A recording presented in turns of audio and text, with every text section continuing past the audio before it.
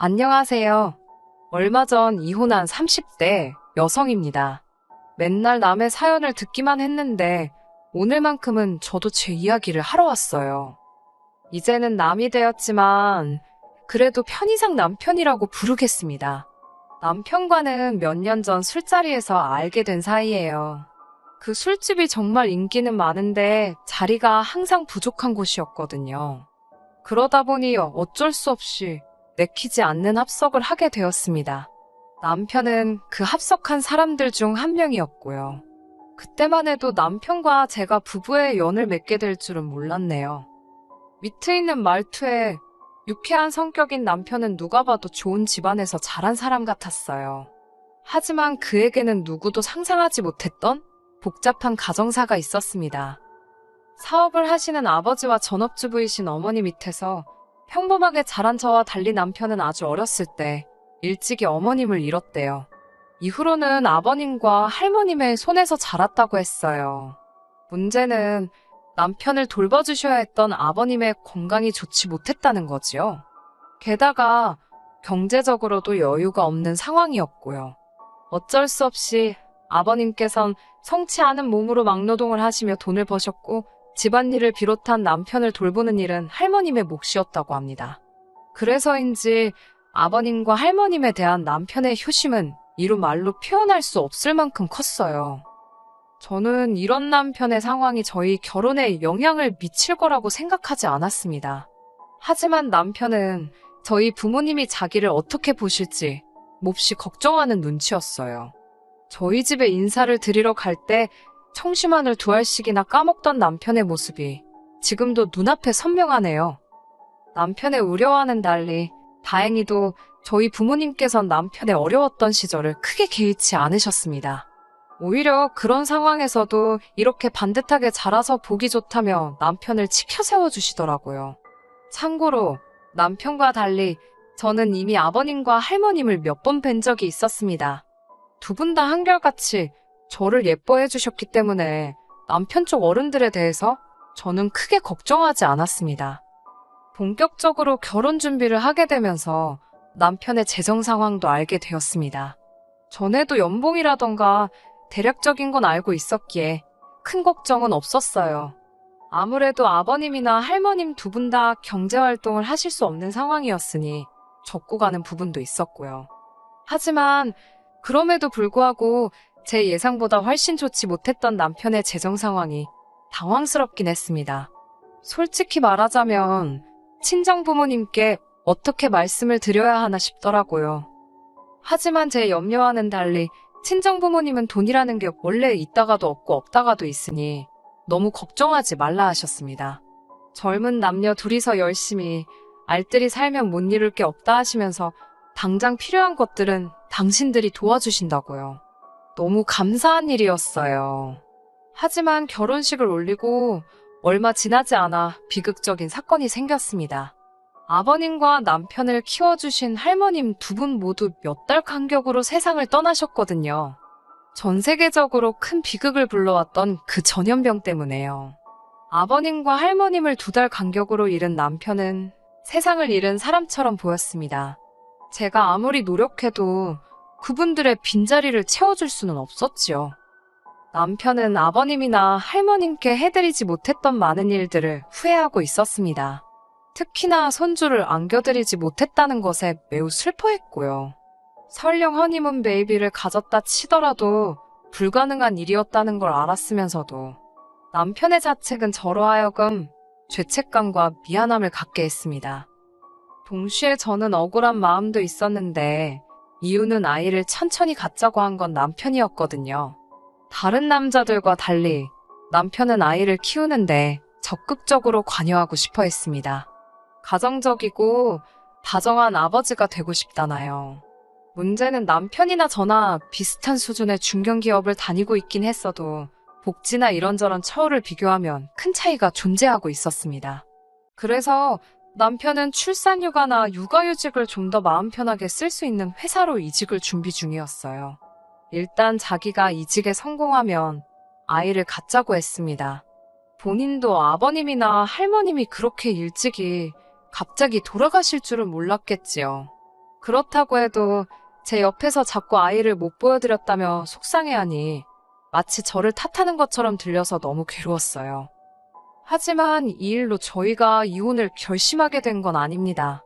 저희가 이혼을 하게 된 건 이후에 발생한 일련의 사건들 때문이에요. 두 분이 떠나시고 얼마 지나지 않아 돌아가신 줄만 알았던 남편의 어머님께서 저희 부부 앞에 나타나셨습니다. 남편보다 4살 많은 결혼한 신우와 함께 말이지요.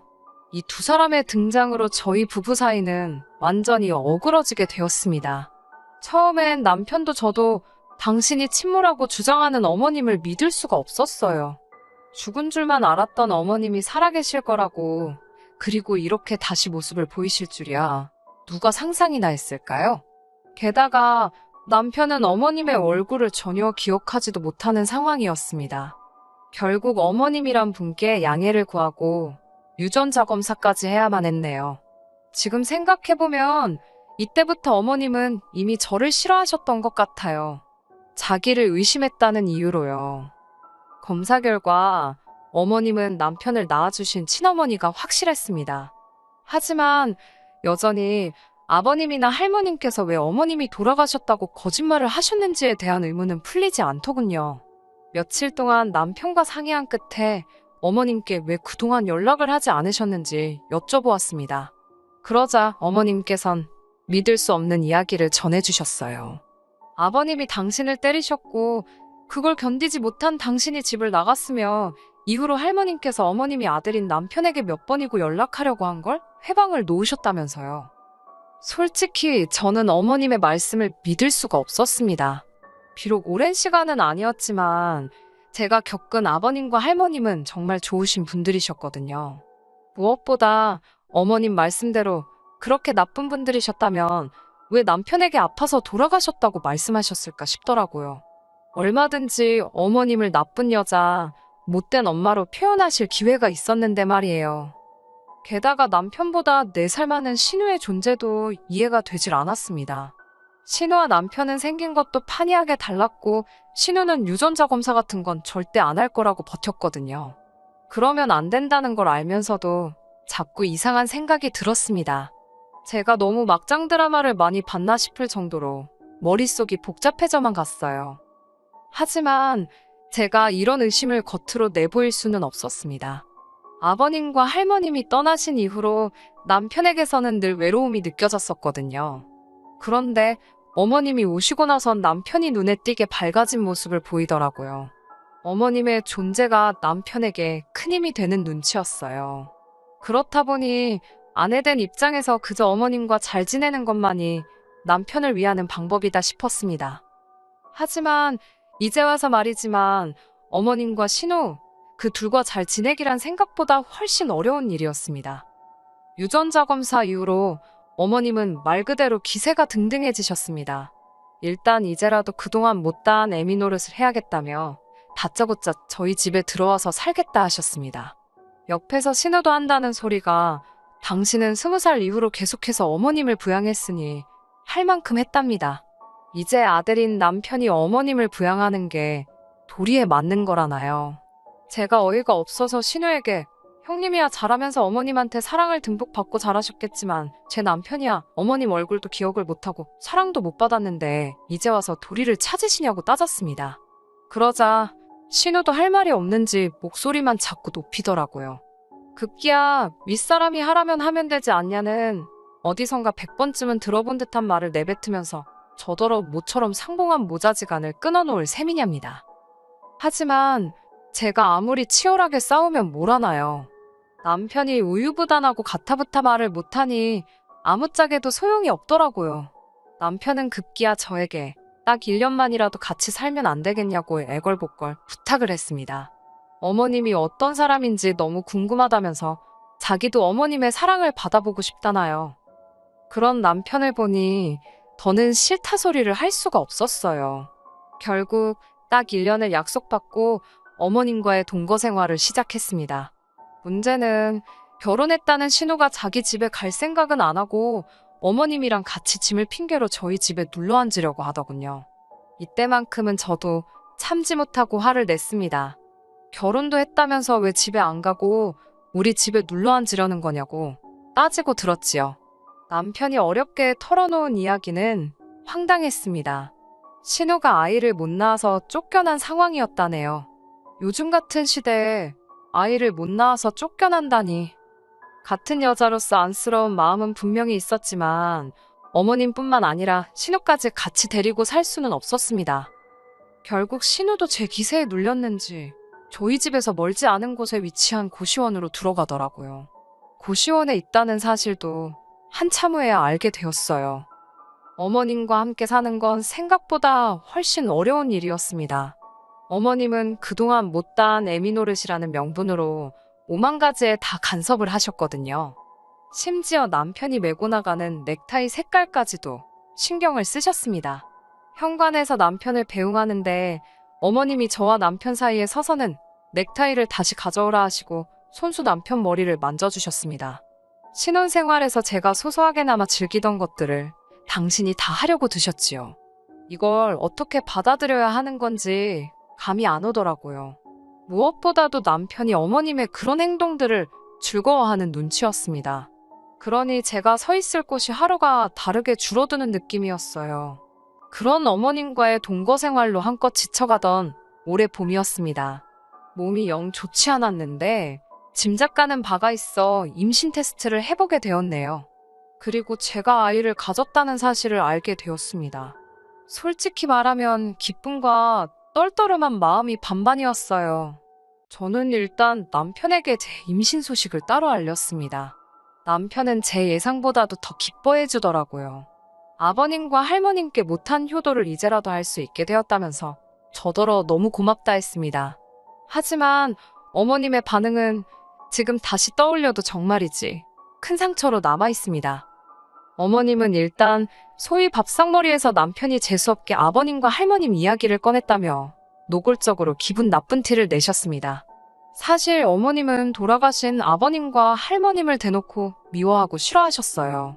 반면에 남편은 자신을 키워주신 분들이고 그분들께 큰 사랑을 받았기 때문에 그런 어머님의 반응을 받아들이지 못했지요.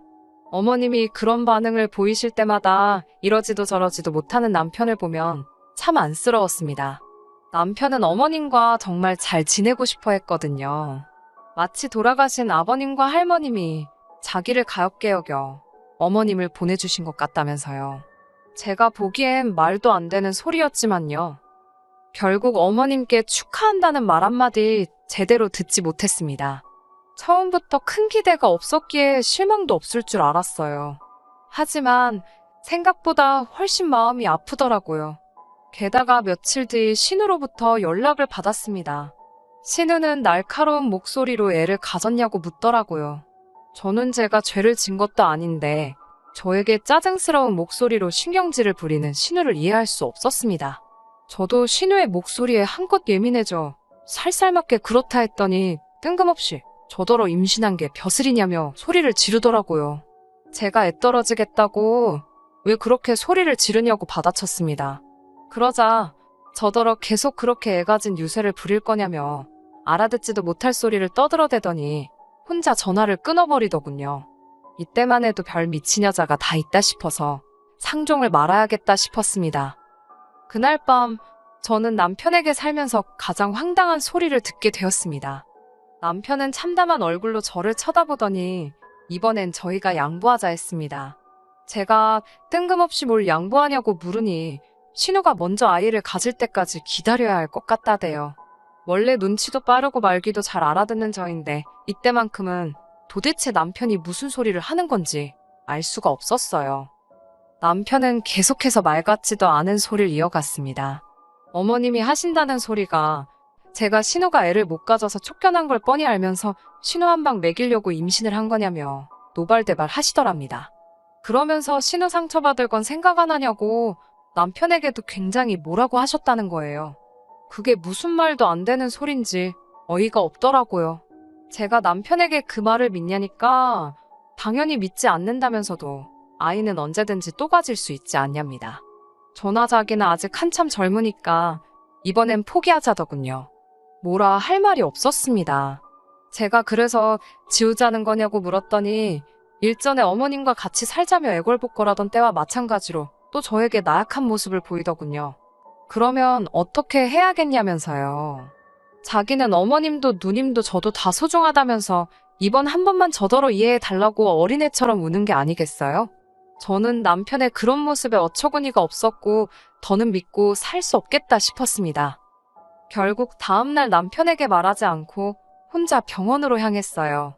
친정부모님에겐 아직 제가 임신했단 이야기도 하지 않았던 터라서 솔직히 다행이다 싶더라고요. 친정부모님 가슴에 대못을 박지 않아도 된다 생각하니 그나마 마음이 낫더라니까요. 병원에 도착해서 일단 이런저런 검사를 받기 시작했습니다. 사실 테스터기만 한번 해보고 일이 바빠 병원도 오지 못했었으니까요. 그런데 이게 웬걸 저는 임신이 아니었습니다. 의사 선생님 말로는 아주 간혹 어떤 이유로 두 줄은 보였으나 임신이 아니거나 자연유산이 되는 경우가 종종 있답니다. 이건 뭐 웃어야 할지 울어야 할지 그래도 이렇게 된 거 남편에게는 수술한 척 해야겠다 싶었습니다. 솔직히 이때는 저도 남편에게 상처를 주고 싶었어요. 남편은 저더러 어딜 다녀왔냐 물었고 저는 최대한 피곤하고 힘든 모습을 보이며 당신이 원하는 대로 했다고 했습니다. 그러자 남편은 제가 임신했을 때보다 더 반가운 표정으로 정말 저 같은 여자는 세상에 없답니다. 소름이 끼치더라고요.